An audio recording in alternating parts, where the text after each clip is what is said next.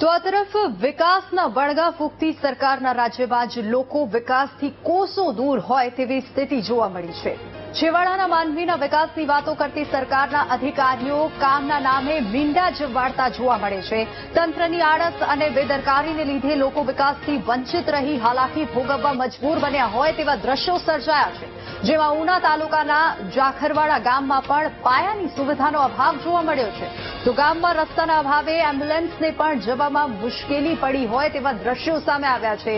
સાથે જ છોટાઉદેપુર જિલ્લાના નસવાડીમાં પણ રસ્તાનો અભાવ જોવા મળ્યો છે, જેને લીધે સગર્ભાને પ્રસૂતિની પીડા થતા 4 કિલોમીટર સુધી જોડીમાં લઈ જવા ફરજ પડી હતી। વલસાડ જિલ્લામાં પણ સ્મશાન સુધી પહોંચવાનો રસ્તો બનાવવાનું જાણે ભૂલાઈ જ ગયું હોય તેવી સ્થિતિ જોવા મળી રહી છે। સ્મશાનમાં અંતિમ ક્રિયા માટે પણ વરસતા વરસાદમાં લોકો પતરાનો સહારો લઈ રહ્યા છે, જ્યારે ભરૂચના હાંસોટ પંથકમાં દાંતરાઈ બાડોદરા ગામ વચ્ચેનો કોઝવે સામાન્ય વરસાદમાં જ પાણીમાં ગરકાવ થતા ગામ સંપર્ક વિહોણા બન્યા છે અને વિકાસથી વંચિત ગામો પ્રાથમિક સુવિધાની માંગ કરી રહ્યા છે।